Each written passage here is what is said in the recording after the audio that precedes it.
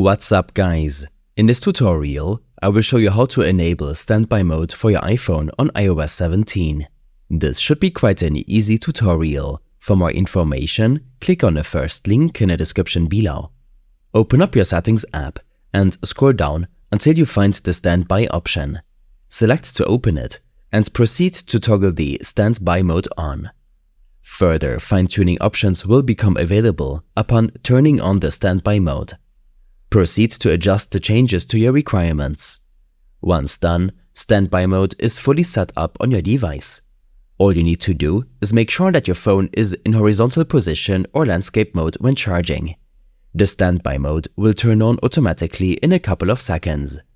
These steps and more information will be available in my extensive guide linked in the description below. I hope this helped you out. Leave a comment if you have any questions and see you in the next one.